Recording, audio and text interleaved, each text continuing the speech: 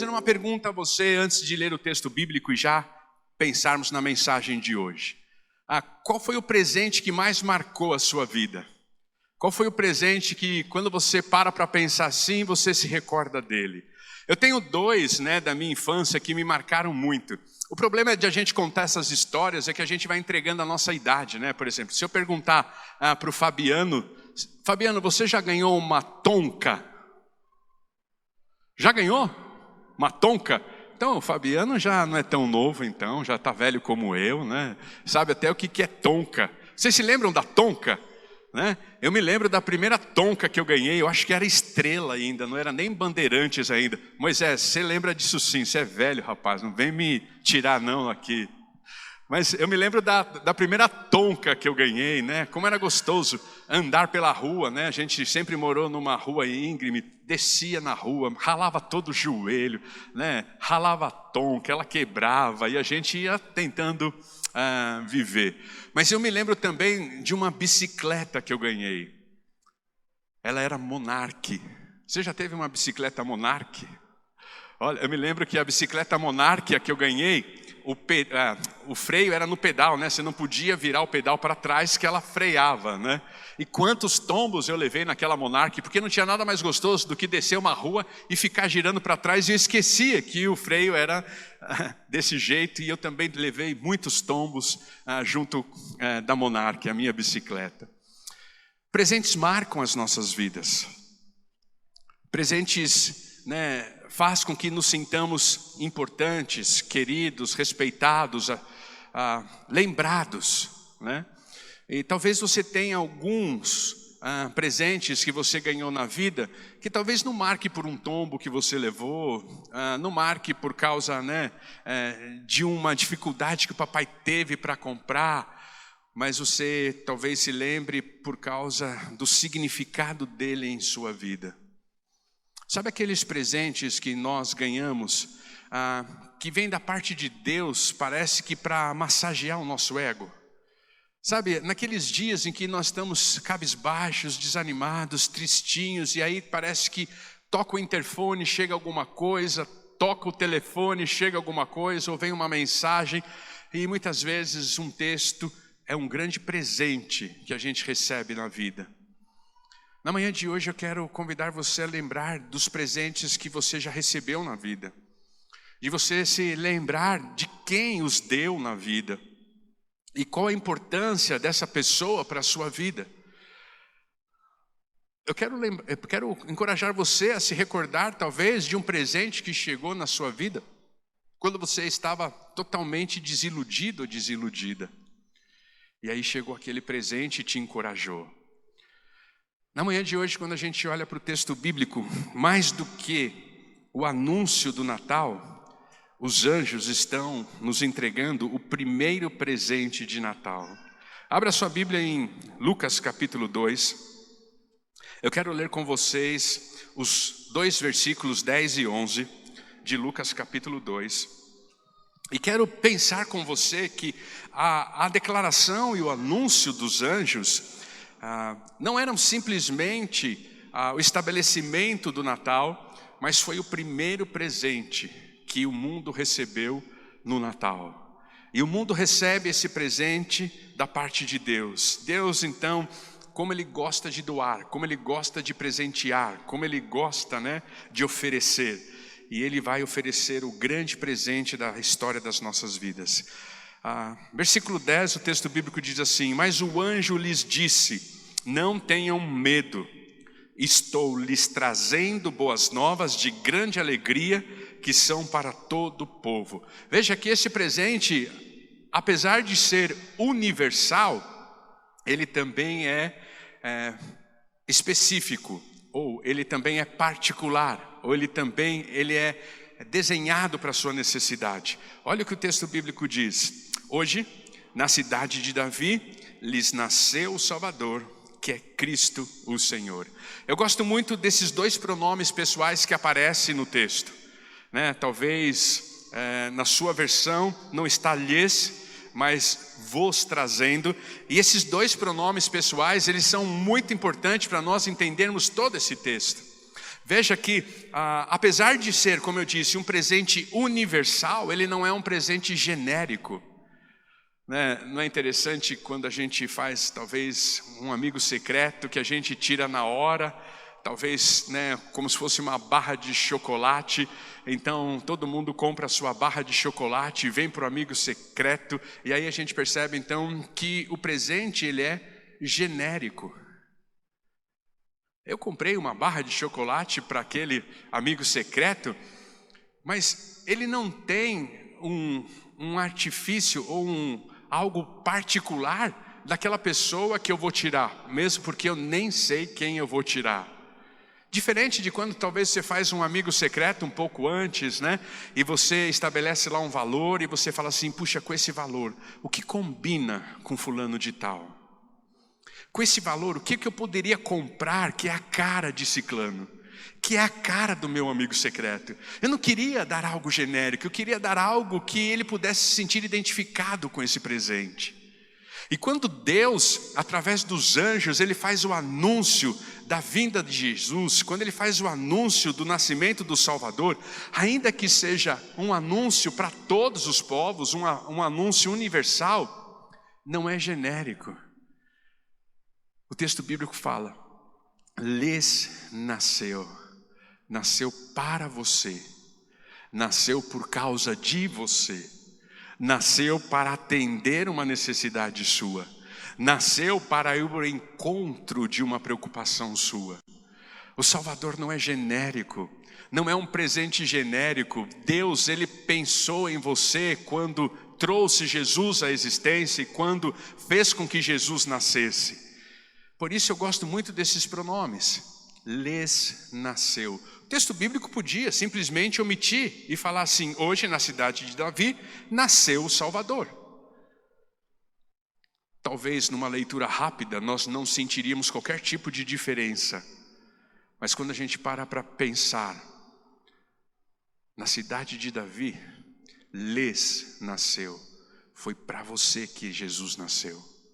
Foi por sua necessidade que Jesus nasceu. Foi para presentear você que Deus permitiu que Jesus nascesse. E quando eu olho então para este presente, a primeira coisa que eu posso afirmar a respeito deste presente, que não é genérico, ele tem, né, um aspecto que combina com você, ele tem um aspecto que tem a sua cara, ele tem um aspecto que diz ao seu respeito, que esse presente ele vai se encaixar perfeitamente em você, né? E a primeira coisa que eu quero afirmar, diferente de talvez outros presentes, é que ele é eterno. Não sei quantos de vocês já tiveram a experiência, né, de crianças, sobrinhos, primos ou até mesmo filho. A noite de Natal mal acabou e o brinquedo já quebrou. Não é assim? Né? Recebe o brinquedo, já brinca, já quebra, já destrói e já no dia 25 o presente já foi. Né? Ou, né, a coisa mais frustrante que tem é você pensar, né, num presente para uma criança e você então idealiza e você vai lá, você escolhe, você pega a dedo, você fala assim, ele vai amar, ela vai amar. E aí você dá o presente para ela, para ele abre o presente, deixa de lado o conteúdo do presente e fica brincando com a caixa. Né? Parece que os presentes que muitas vezes nós recebemos da vida, eles são temporários, passageiros, efêmeros. Muitas vezes nós já não nos recordamos de coisas que foram tão preciosas para nós. Mas quando Deus faz essa declaração, Ele diz, esse presente é eterno. Porque ele vai dizer a respeito, né, da missão deste presente. Hoje na cidade de Davi lhes nasceu o Salvador. Aquele que nasceu para nos livrar de nós mesmos. Aquele que nasceu para nos livrar daquilo que nos escravizava. Aquele que nasceu para nos livrar daquilo que nos intimidava. E esse presente é eterno. Uma das coisas que eu aprendi logo cedo na Igreja de Cristo Jesus é a respeito então da salvação. E uma das coisas que eu aprendi logo cedo na Igreja de Cristo Jesus é que um homem, uma mulher que é alcançado pela graça de Deus, ele jamais pode perder esse presente. Em outras palavras, A palavra de Deus nos dá total segurança para afirmar que ninguém perde a sua salvação, que ninguém perde aquilo que ele recebeu da parte de Deus. Quando a gente olha lá para o apóstolo Paulo, ele falando sobre a armadura de Deus, ele fala sobre o capacete da salvação, é uma segurança. Mas um dos textos mais lindos que nós temos, entre tantos outros em João, é o de João capítulo 6, versículo 37, quando Jesus Cristo diz assim: todos aqueles que o Pai a mim entregar, eu jamais os lançarei fora. Todos aqueles que o Pai a mim trouxer, eu jamais vou rejeitar, eu jamais vou lançar fora, eu jamais vou abandonar. Então, quando nós olhamos para este presente que Deus nos deu na pessoa de Jesus, a primeira convicção que nós temos que ter é que Ele é eterno. Se você já entregou a sua vida, o seu coração a Jesus, então agora ande com Ele, caminhe com Ele, e você não tem que se preocupar em perder a salvação, porque não perde. Jesus não rejeita mais. Jesus não vira mais as costas para você. Jesus não mais o abandona. Jesus não mais o despreza. Mas o Pai levou você até Jesus. Agora você tem a segurança da salvação. Esse presente é eterno. Ele não enferruja, ele não apodrece, ele não quebra, ele não embolora, ele não estraga, ele não tem data de validade. Ele está aqui em todo o tempo e sempre pronto a socorrer você. Já pensou na sua vida, e talvez você lembrar da sua infância, e talvez lá na sua casa ainda, em algum guarda-roupa que você tenha lá, em alguma estante que você tenha lá, em alguma gaveta que você tenha lá, tem algo que remete a sua mente à infância. E você vai então até aquele objeto e começa a reviver a sua história, a reviver a sua vida. E parece que aquele objeto então renova a sua alegria, renova a sua força, porque afinal de contas você está se recordando de um tempo da sua história. Jesus é esse, que está sempre pronto a renovar a energia, a renovar a alegria, a renovar a expectativa para o amanhã. Por isso, usufrua desse presente. Não esqueça ele numa prateleira da sua casa. Não esqueça ele numa gaveta da sua casa. Ele é o grande presente das nossas vidas. A segunda afirmação que eu quero fazer é que este presente ele é valoroso. Muitas vezes nós não dimensionamos o valor de um presente pelo seu custo financeiro. Muitas vezes nós valorizamos um presente pelo significado dele, muitas vezes um bombom pode ter mais valor do que um anel. Muitas vezes uma rosa pode ter mais valor do que um carro. Porque quando nós pensamos na valorização do presente, nós não estamos aqui falando a respeito da sua condição monetária. Nós estamos falando o quanto ele custou para que nós pudéssemos ter esse presente. E assim também é com Jesus. Ainda do texto bíblico afirmar que Ele nos comprou por um alto preço. Lá em 2 Coríntios, no capítulo 6, no versículo 20, o texto bíblico falando a respeito do corpo do homem, o quanto nós deveríamos cuidar do nosso corpo.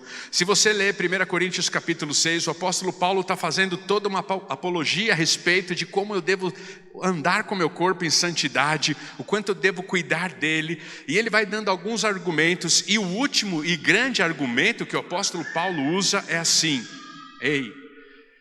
Ele nos comprou por um alto preço.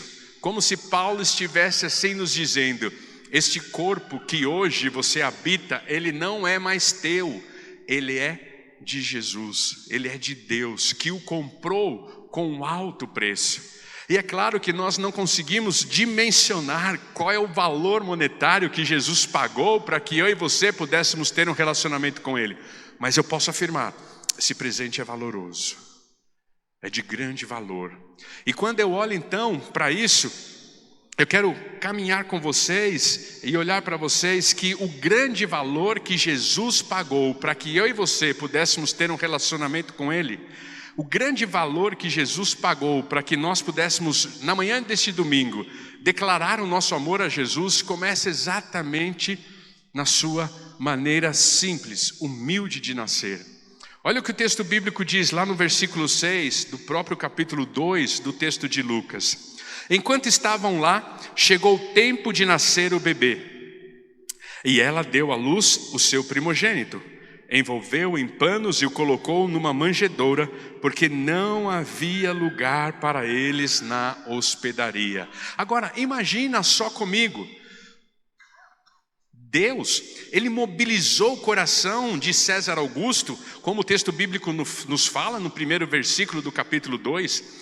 Deus, Ele mobilizou o coração do imperador e Ele mobilizou toda a Roma antiga para que pudesse haver um alistamento. Deus, então, Ele pegou César Augusto, que gostaria de saber, quantos de fato agora estavam debaixo do seu poder, debaixo do seu reinado. A ideia de César Augusto era aumentar, a arrecadação de impostos. Nada novo, irmãos? O que a gente vive hoje com o passado, nada novo. César Augusto, ele queria aumentar a arrecadação de impostos, e para aumentar a arrecadação de impostos, ele tinha que saber quem era do seu povo, quantos tinham no seu povo, semana passada, contei isso outro dia, semana passada eu estava visitando um irmão querido de uma cidade do interior, e ele falou que o prefeito, então agora começou a sobrevoar a cidade com um drone, para poder saber os terrenos que ainda não estavam cadastrados na prefeitura para poder cobrar IPTU. Então até o drone serve de instrumento para taxar-nos. E César Augusto tinha isso em mente: eu preciso arrecadar mais. Vamos fazer um recenseamento, vamos fazer aí um recadastramento, vamos saber quem é da nossa terra aqui, quem é o nosso povo. E Deus mobilizou o coração dele para que a promessa se cumprisse e ele, Jesus pudesse ir até Belém. Agora, vocês acham que o Deus que tem o coração do rei em suas mãos não poderia ter preparado um lugar melhor para Jesus, Maria e José? Não poderia ter preparado uma hospedagem melhor? Não poderia, ter poupado Jesus de passar por essa experiência, ou Maria e José de passar por essa experiência? Claro que Deus poderia ter feito isso, mas Deus não fez, porque o alto preço que Jesus pagou para que eu e você pudéssemos ter um relacionamento com Deus, passa por isso, passa por essa questão do nascimento humilde. Passa por essa questão, da humildade de Jesus. E 2 Coríntios, capítulo 8, versículo 9, vai nos dizer assim: aquele que era rico se fez pobre para que eu me tornasse rico. O Rei dos Reis, que era rico, se fez pobre para que eu pudesse nele me tornar rico. Como eu gosto de pensar, o não de Belém, ou o não em Belém, se tornou a gusparada em Jerusalém. Não haveria um redentor se não fosse pela humildade.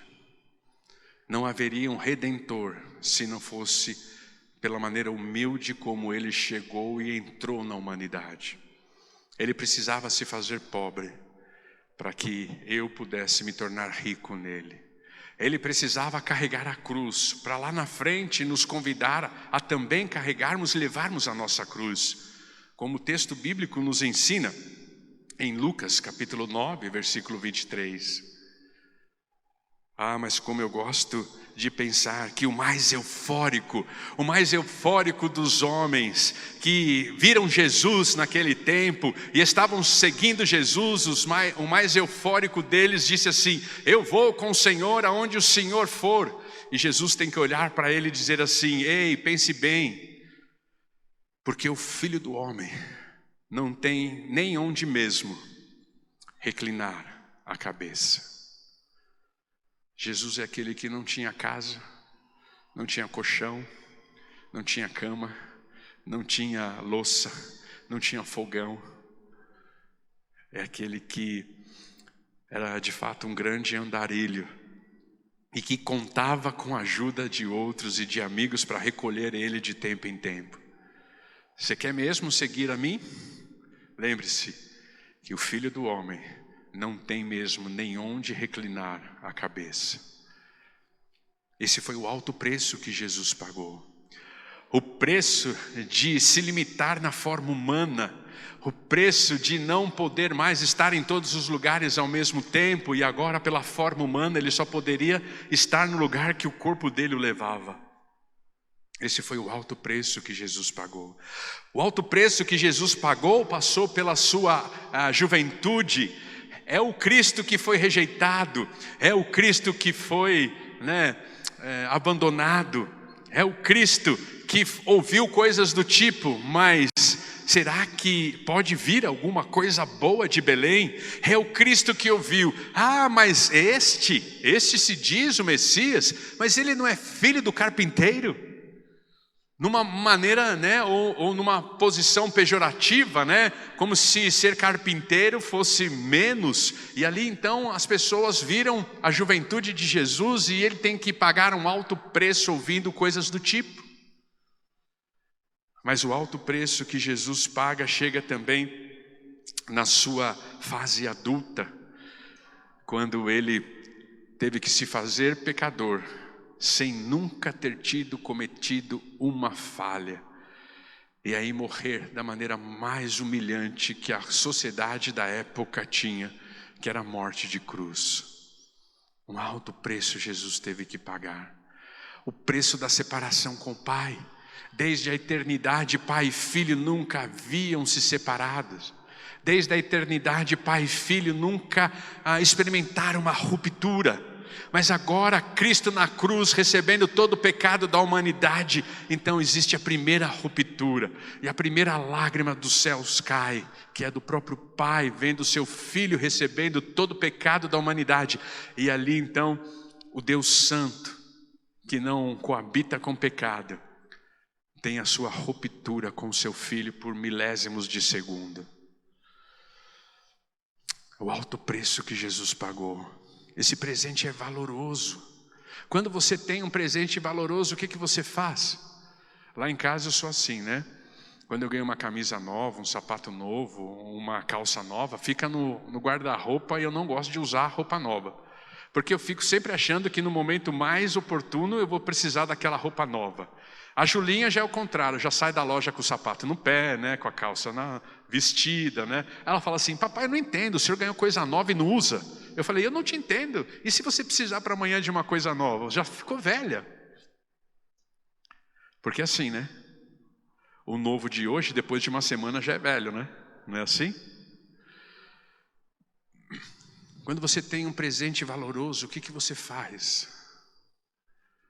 Se você entende que a sua vida é valorosa, como você tem cuidado da sua vida?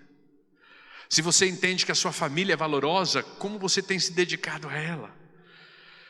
Se você entende que o seu trabalho é valoroso, como que você tem se empenhado nele? Pense um pouquinho em tudo isso. Jesus é o presente valoroso. Como você tem se relacionado com Ele? Como você tem cuidado dEle? Como você tem andado com Ele? Qual é o tipo de retorno que você tem dado a Ele?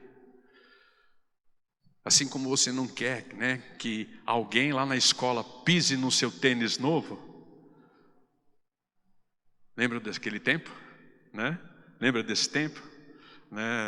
Aquela coisa que a gente comprava um tênis novo, ia para a escola e logo os meninos vinham e já pisava para estrear.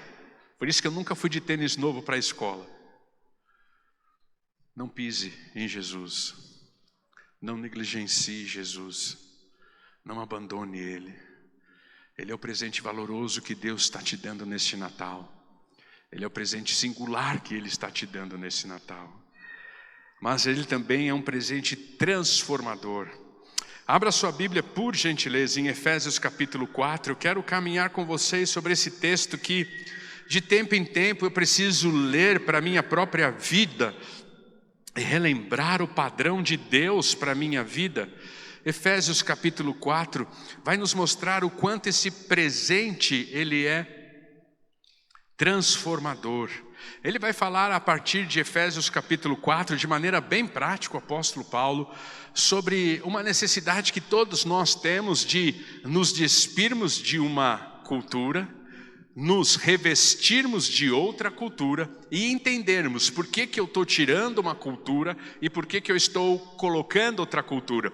E esta cultura nova que entra, ela entra pela maneira nova de nós pensarmos.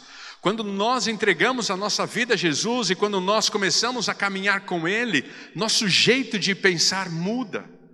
Agora a nossa mente é transformada, os nossos valores são transformados, a nossa maneira como encaramos a sociedade, como encaramos as pessoas, como encaramos os problemas, como encaramos as lutas, tudo isso tem que mudar, porque o presente que Deus nos deixou, ele é transformador e a transformação passa por aqui, começa por aqui, um novo jeito de pensar. Então, toda vez que a gente deixa de fazer alguma coisa, naturalmente nós passamos a fazer outra. Toda vez que nós abandonamos um hábito, nós já incorporamos outro hábito em nossas vidas. E quantos de nós gostaríamos de abandonar alguns hábitos que são nocivos? Quantos de nós estamos cansados de alguns dos nossos hábitos e nós gostaríamos de nos ver livres desses hábitos? Mas eu não consigo me livrar de um hábito sem buscar outro que vá fazer a substituição. E é isso que o apóstolo Paulo está falando em Efésios. E o apóstolo Paulo então está nos apresentando esta ideia, de um presente que é transformador.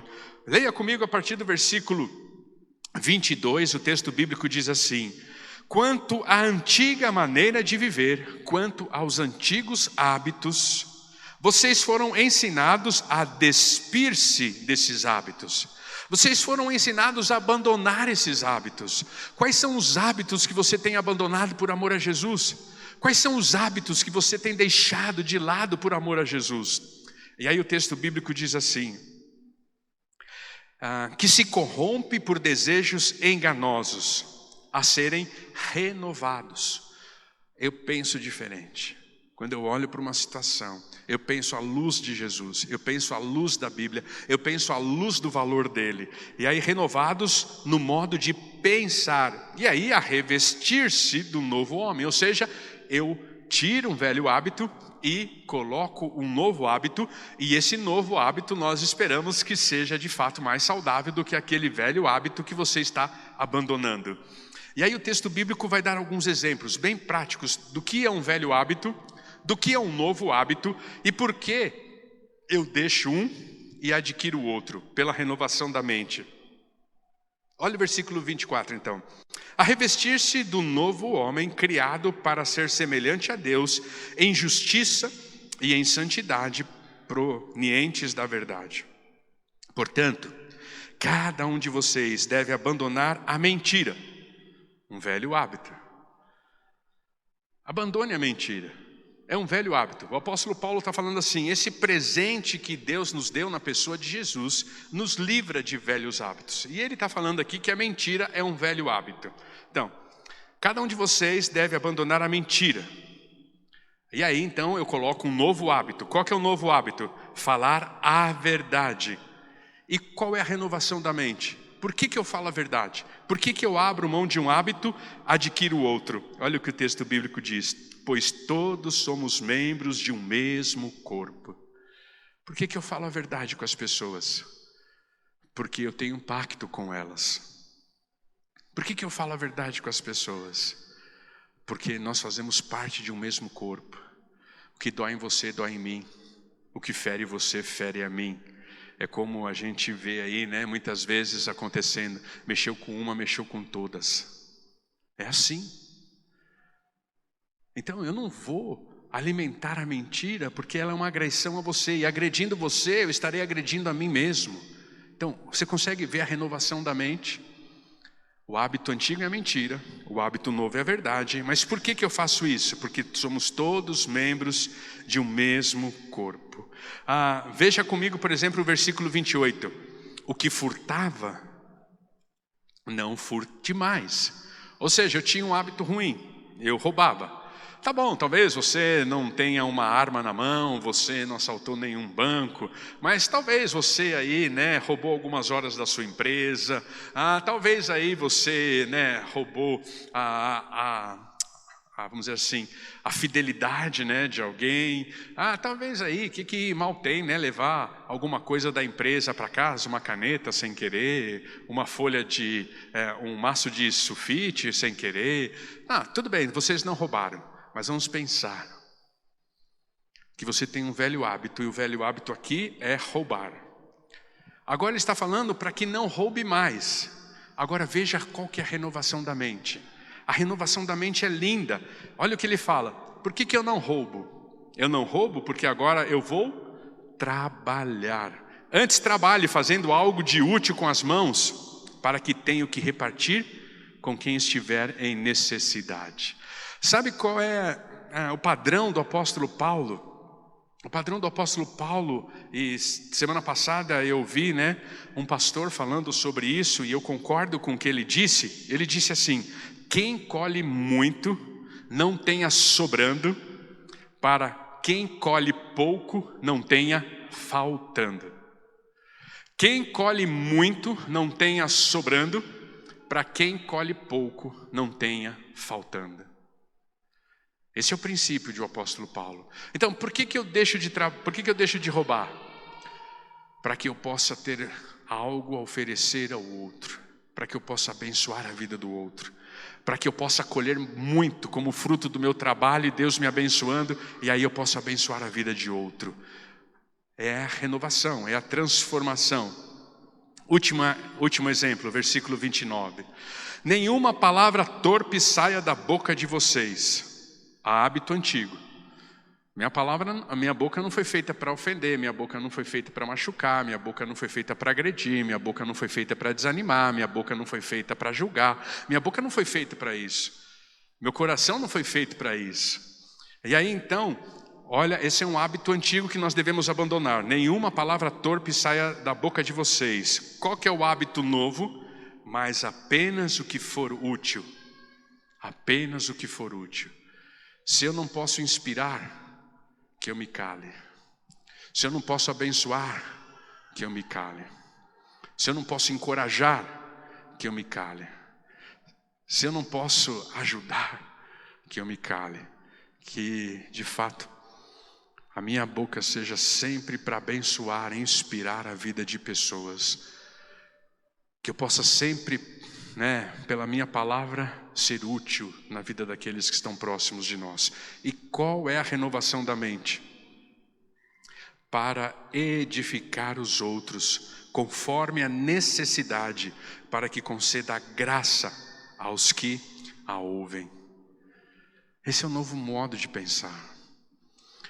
Esse presente que Deus nos deu, ele é transformador. Essa transformação tem que começar aqui, com o meu jeito, com a minha maneira de pensar. O grande problema é que talvez a nossa mente ainda esteja de fato muito secularizada. A gente pensa como todo mundo pensa, a gente age como todo mundo age, a gente faz o que todo mundo faz. E vem a Bíblia na contracultura, sempre na contracultura a Bíblia vem, e vem a Bíblia na contracultura dizendo: sabe qual é o novo jeito de pensar? Se alguém te bater na face, ofereça a outra. Se alguém quiser a sua túnica, entregue a ela. Jeito de pensar. O presente é transformador. Mas para que esse presente seja transformador em nossas vidas, eu preciso entender que ele é valoroso. Eu preciso entender que ele é valoroso. Porque eu só cuido daquilo que tem valor. E se você não tem cuidado do seu relacionamento com Jesus, porque talvez a morte de Jesus não foi tão valorosa assim para você. E nós só teremos essa transformação se nós entendermos que esse presente é eterno. Foi nos dado. E ninguém mais pode nos tirar. Então agora vamos aproveitar ao máximo esse presente. Na manhã de hoje eu quero convidar você a pegar o embrulho que os anjos entregaram, né, lá no início do século, ou até mesmo antes do século da era cristã. Pegar este embrulho que os anjos entregaram e fazer como uma criança que muitas vezes tem o único presente que ganha, e abrir devagarzinho e usufruir cada momento desse presente. A igreja sabe que eu gosto muito de doce. Até hoje, quando eu vou comer um pudim, quando eu vou comer um bolo, até hoje, eu pego a colher ou o garfo menorzinho que tem na gaveta. Porque eu não quero que o doce acabe rápido, mesmo que eu sei que eu tenho outro e que não é o único doce que eu tenho. Mas eu pego a colher menor que tem, a de café. Pego o garfo de sobremesa, o menor que tiver, e vou comendo devagar. Mas tem outro pedaço, poderia comer rápido. Mas quando a gente valoriza algo, nós devemos saborear, não engolir. Não engula o pudim, não engula o bolo, não engula o chocolate que você vai ganhar nesse final de ano, não engula o almoço que está te esperando já já. Saboreie a vida, saboreie Jesus. A minha oração é que você possa pegar este embrulho que os anjos entregaram e você possa abrir cuidadosamente, tentando enxergar, descobrir e entender cada aspecto deste presente que Deus tem nos dado. Como o Salmo 37, no versículo 4 nos ensina, a ideia de nos deleitarmos, né? Nós temos a tendência de memorizar o versículo 5 do Salmo 37. Entrega o teu caminho ao Senhor, confie nele, o demais ele o fará. Mas não tem a possibilidade de nós entregarmos o nosso caminho ao Senhor, não tem a possibilidade de nós confiarmos nele e esperarmos que o demais ele fará, sem o versículo 4, que diz assim: deleita-te no Senhor e ele atenderá os desejos do seu coração. A minha oração é que neste dezembro você se deleite no presente que Deus nos deixou, Jesus Cristo, o Salvador. Se deleite no Salvador.